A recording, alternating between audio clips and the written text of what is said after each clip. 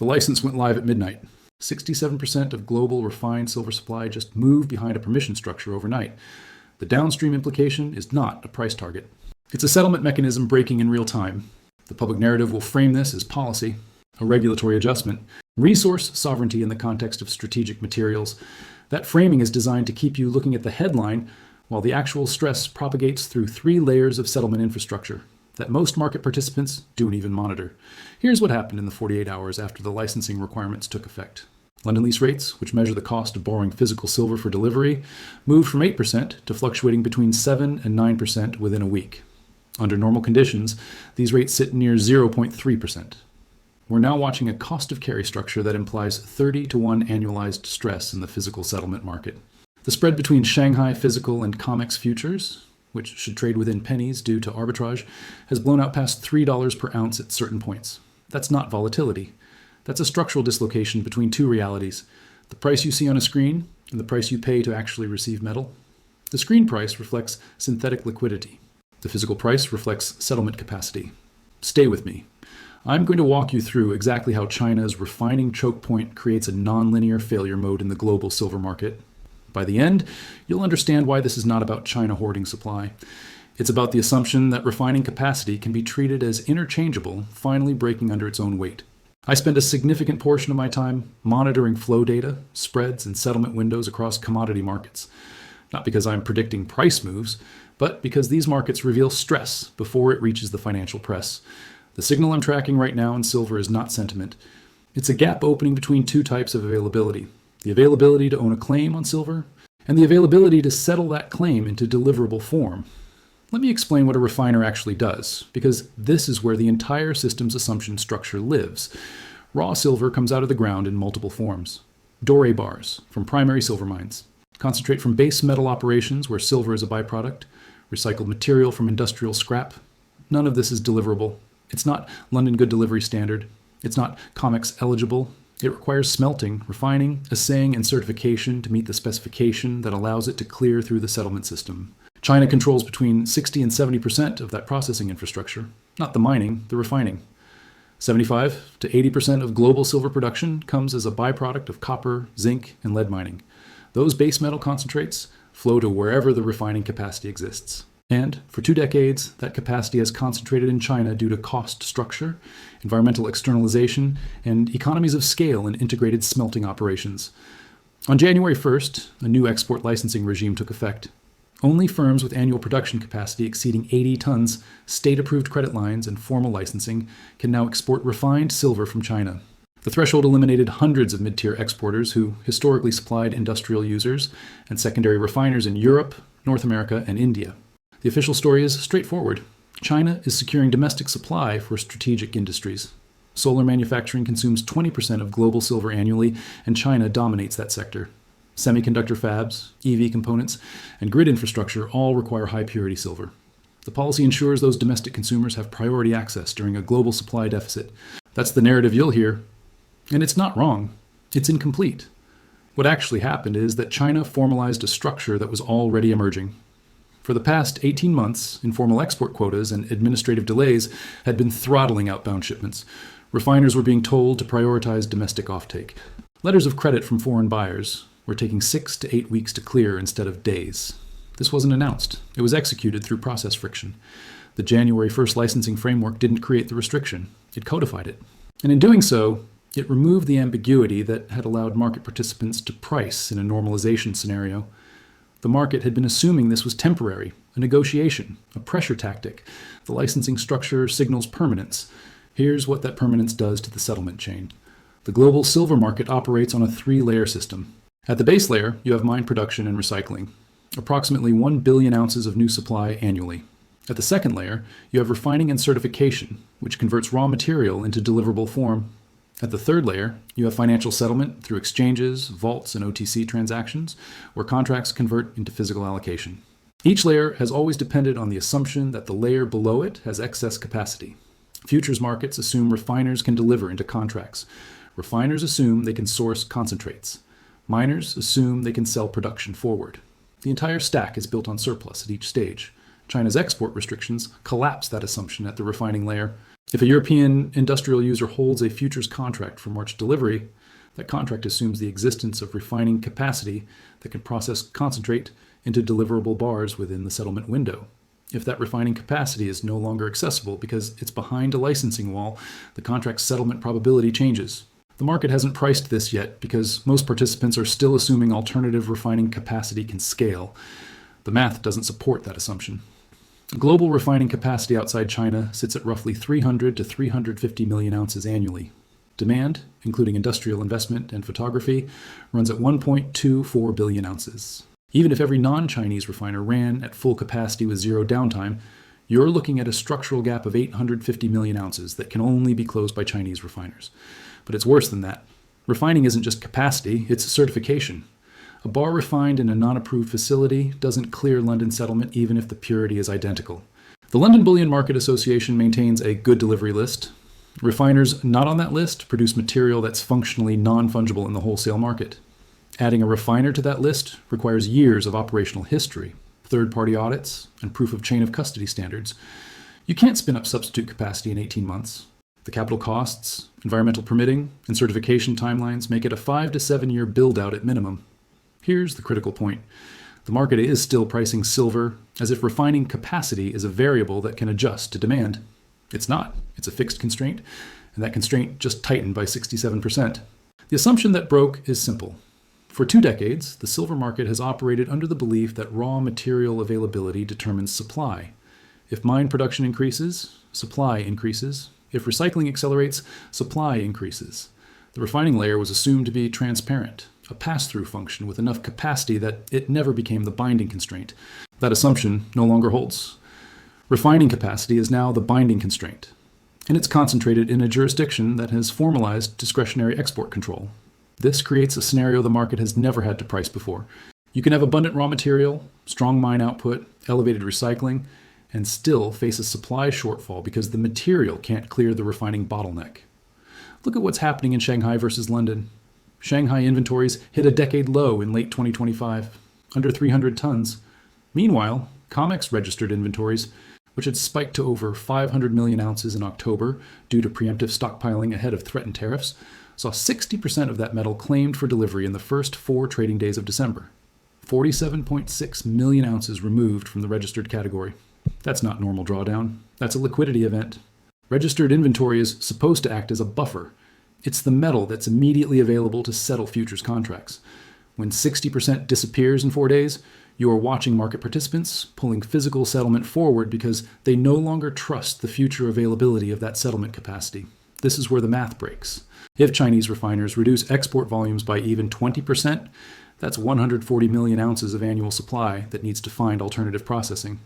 There is no alternative processing at that scale. The gap doesn't close, it compounds.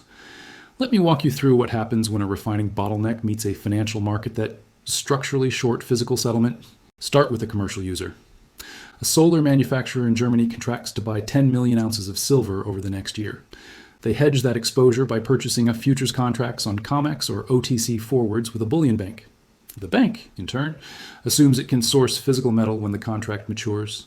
By either drawing from vault inventory or calling on refining capacity to process, concentrate into deliverable bars. Under normal conditions, this works because refiners operate with excess capacity and can take on incremental orders with a 4 to 6 week lead time. The bank knows that even if spot demand spikes, it can secure metal within the settlement window. Now introduce the Chinese export restriction. The bank's refining contacts in China are no longer taking new orders from foreign counterparties. They're prioritizing domestic users under the new licensing framework. The bank tries to source from European or North American refiners. But those refiners are already at capacity because every other bank is doing the same thing. Lead times extend from 6 weeks to 6 months. Some refiners stop quoting entirely because they can't guarantee delivery inside any reasonable time frame. The bank now faces a choice. It can attempt to source refined metal from the spot market by paying whatever premium is necessary to pull inventory out of existing holders, or it can settle the contract in cash, paying the manufacturer the difference between the contract price and the current market price, but not delivering physical metal. If the bank goes into the spot market, it's bidding against every other counterparty facing the same constraint. This is what drives lease rates to 35% annualized. Lease rates represent the cost of borrowing physical metal. When they spike, It means holders are demanding extraordinary compensation to lend their inventory because they're uncertain about their ability to replace it. At 35% lease rates, the implied cost of holding a short position in physical silver is catastrophic. If you're a market maker who sold metal forward, expecting to buy it back cheaper or source it from a refiner, you're now paying more in borrowing costs than the position is worth. The only rational move is to cover, buy at any price. This creates a feedback loop where covering drives prices higher, which triggers more covering. But here's where it gets nonlinear. If enough banks opt for cash settlement instead of physical delivery, the futures market decouples from the physical market. The COMEX price, which is supposed to represent the cost of deliverable silver, becomes a synthetic indicator that tracks sentiment and leverage, but not actual settlement capacity. You end up with two prices: a paper price that reflects what people think silver is worth based on trading activity, and a physical price that reflects what it actually costs to take delivery of certified bars. That spread is already visible. Shanghai Physical has traded $4 to $7 above COMEX futures at various points in the past 3 months. This is not arbitrage failure. This is market structure failure. Arbitrage assumes you can buy in one market and sell in another to capture the spread. But if the cheaper market can't actually deliver the underlying asset in the required time frame, there's no arbitrage. There's just two separate realities. Think of it like a bar with one exit. Under normal conditions, people drift in and out. Occasionally it gets crowded, but the flow is manageable. Now imagine someone reduces the exit width by 70% and the crowd doubles. The flow doesn't slow proportionally, it stops. People near the door get through, everyone else is trapped. Panic doesn't start when the exit narrows.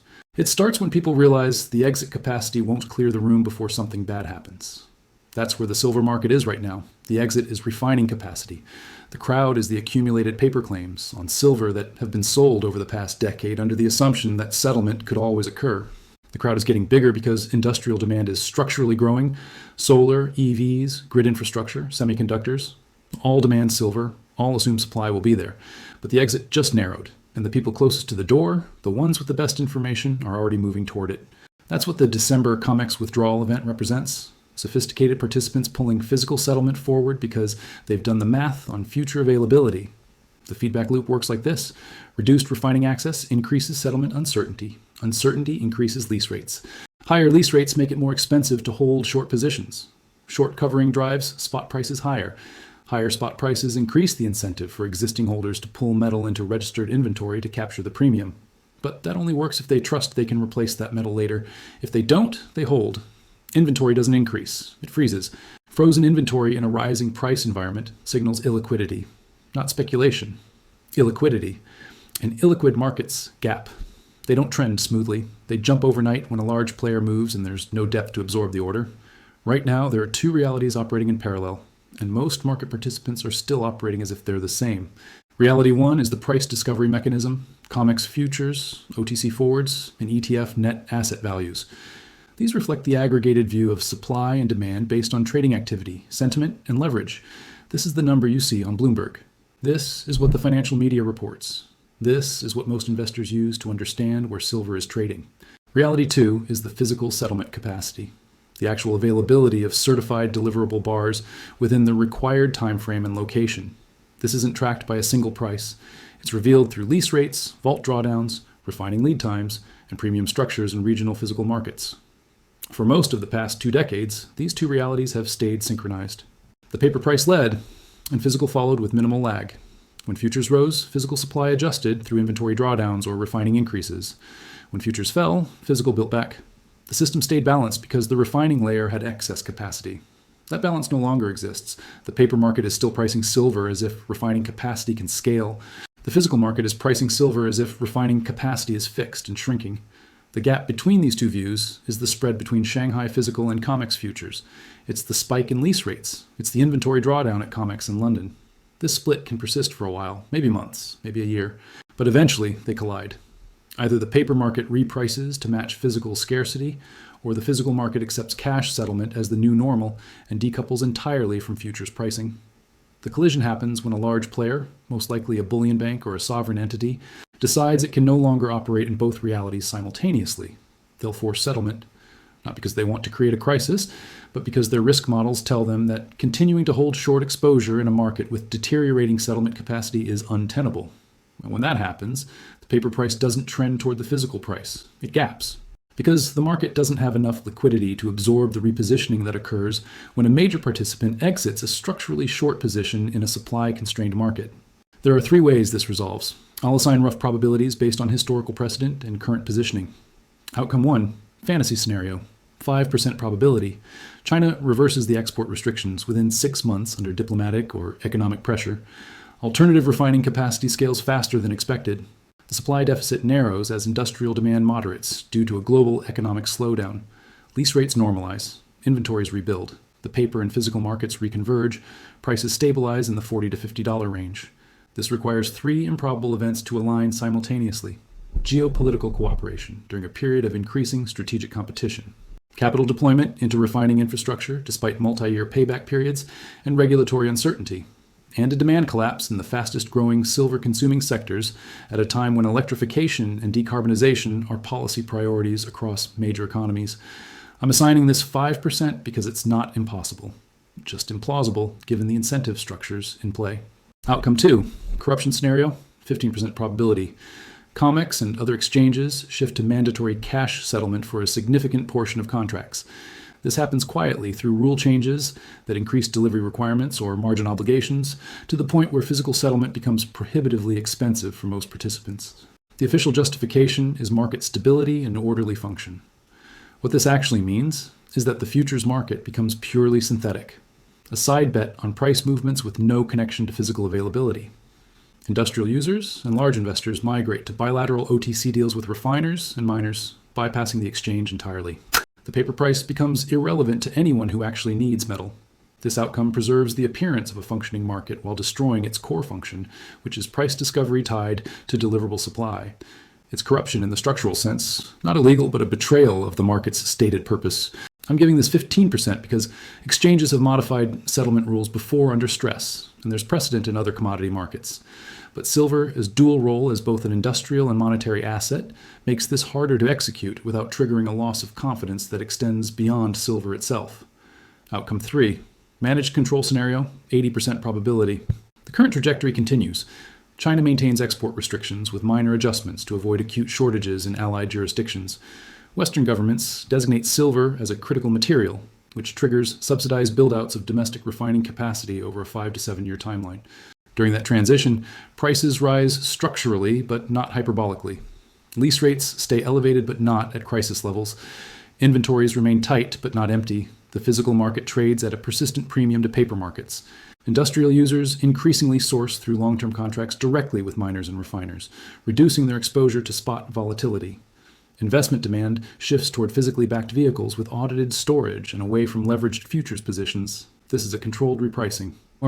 Silver moves from the $20 to $30 range that has persisted for a decade into a structurally higher $50 to $90 range over the next 18 to 36 months, not because of speculation, but because the cost structure of guaranteed settlement has changed. The premium you pay for certainty of supply in a capacity-constrained refining environment is higher than the premium you paid in an oversupplied refining environment. The market adapts, but not smoothly. You'll see periodic spikes and drawdowns as positioning adjusts. The volatility won't be directional, it'll be structural. Gaps, not trends. This is the most likely path because it aligns with how complex systems under stress typically behave. Not with catastrophic failure, but with elevated baseline volatility and persistent inefficiency that gradually gets priced into the cost structure until it is normalized. Do not panic. That's not a reassurance. That's a strategic imperative. Panic is an emotional response to uncertainty. What you need is clarity on what you're actually holding and what risk you're exposed to. If you own physical silver, your risk is storage and verification. Make sure what you hold is recognized, deliverable form, not numismatic, not collectible, bars or coins from accredited refiners and mints. If you're holding paper exposure, futures, or unallocated accounts, understand that your settlement assumption may no longer be valid. You're holding a claim, not metal. That claim's value is only as good as the counterparty's ability to deliver. If you're an industrial user, your risk is supply continuity. The solution is not hedging price. It's securing physical offtake agreements with producers who have their own refining capacity or long-term refining contracts. Price hedging assumes you can get metal. If you can't get metal at any price, the hedge is irrelevant. For investors, the question is not whether silver goes up or down. The question is whether the market you're participating in reflects actual settlement dynamics or synthetic liquidity. If you're trading COMEX futures, you're in a synthetic market. That's fine if you understand the game, but recognize that in a settlement crisis, synthetic markets can become unhinged from physical reality very quickly. The mindset shift is from predicting price to understanding structure. Price is a symptom. Structure is the cause. Right now, the structure is deteriorating at the refining layer, and that deterioration hasn't fully propagated through the settlement chain yet. When it does, price won't be the primary signal. Settlement failure will be. I'm going to give you 5 observable signals that indicate whether this situation is stabilizing or accelerating. You don't need to check these daily. Weekly is sufficient. These aren't trading signals. They're structural health metrics. 1. London silver lease rates, 1-month tenor. If these drop back below 2% and stay there for 4 consecutive weeks, it suggests physical availability is improving. If they spike above 10% and hold, it suggests we're entering acute shortage. The current range of 7 to 9% is elevated stress, but not yet crisis. 2. COMEX registered inventory as a percentage of open interest. Registered inventory is the metal immediately available for delivery. Open interest is the number of contracts that could demand delivery. The ratio tells you how much buffer exists. Right now, it's sitting at roughly 15 to 20%. If it drops below 10%, you're in a zone where any significant delivery demand can't be met from existing inventory. That triggers a scramble. 3. Shanghai physical premium over COMEX futures. This spread tells you the divergence between physical and paper realities. If it narrows to under $1 and holds, it means arbitrage is functioning and settlement capacity is adequate. If it widens beyond $5 consistently, it means the markets have decoupled and arbitrage has failed. We've seen spikes to $3 to $4. Watch for persistence, not just the peak. 4. Lead times on refining orders from non-Chinese refiners. This is harder to track unless you're in the industry, but if you see public reports of refining backlogs extending beyond 4 months, that's a signal that substitute capacity is saturated. Normal lead times are 6 to 8 weeks. Anything beyond 12 weeks suggests structural constraint. 5. Changes to exchange settlement rules. If COMEX, LBMA, or other major exchanges modify delivery specifications, margin requirements, or settlement procedures, pay attention. These changes are typically framed as technical adjustments for market efficiency. What they actually signal is that the exchange is managing stress by making physical delivery harder or more expensive. It's a canary. None of these indicators in isolation tells you everything. But in combination, they map the stress gradient across the settlement system. If 3 or more are signaling elevated stress simultaneously, the system is under pressure. If all 5 are flashing red, the system is in pre-failure mode. Zoom out for a moment. This isn't just about silver, it's about the assumption that commodity markets can operate with unlimited financial leverage on top of finite physical supply. For 3 decades, the globalized trading system has been built on the idea that derivatives and paper claims can scale independently from underlying production because markets are efficient and settlement is always possible. That worked during a period of excess capacity, falling barriers to trade, and increasing fungibility across jurisdictions. We're now in a regime where capacity is constrained, trade is fragmenting along geopolitical lines, and fungibility is breaking down due to certification, jurisdiction, and strategic resource designations. Silver is just the most visible example because its supply chain concentrated in one jurisdiction that has now formalized control over the critical processing layer. But the same dynamics are playing out in lithium refining, rare earth separation, semiconductor-grade materials, and even food commodities, where processing and certification create choke points that financial markets haven't priced. The broader shift is from a world where financial claims could be assumed to settle into physical delivery, to a world where settlement capacity is a binding constraint that needs to be priced separately from the claim itself. That's a fundamental change in how commodity markets function. Silver is the leading edge because its market is small relative to the financial claim structure built on top of it. Total annual supply is around 1 billion ounces. At $80 an ounce, that's an $80 billion annual flow. But the notional value of futures contracts, ETFs, and OTC derivatives linked to silver is multiples of that. When a financial market is 10 times larger than the physical market it's supposed to represent, and the settlement mechanism contracts, the repricing is violent. This is the systemic lesson. Market efficiency assumes settlement capacity scales with financial activity. When it doesn't, efficiency breaks, and we're entering a period where it won't. Not because of malice or manipulation, but because the physical infrastructure required to settle financial claims can't be built fast enough to keep pace with the growth of those claims. The question is not if the global silver market reprices to reflect refining capacity constraints. The question is how long the gap between paper and physical can widen before one side forces convergence. Every day that Shanghai physical trades multiple dollars above COMEX futures, Every week that lease rates stay in the high single digits, every month that COMEX registered inventory declines as a percentage of open interest, the probability of a forced convergence increases. That convergence won't be a trend, it'll be an event. A moment when a major participant decides their risk exposure in a deteriorating settlement environment is untenable and repositions. When that happens, the market won't drift, it'll gap. The participants who understand the structure before that event will position for settlement risk, not price direction. The participants who are still operating under the assumption that paper and physical are interchangeable will find themselves on the wrong side of a market that no longer functions the way it did for the past 2 decades. This is not fear. This is recognition. The system that has governed global silver markets since the financialization of commodities in the 90s is undergoing a structural transformation. The transformation is being driven by the concentration of refining capacity in a jurisdiction that has formalized discretionary export control. You're watching it happen in real time. The only question left is whether you're positioned for the reality that's emerging or still operating in the reality that's fading. Stay sharp.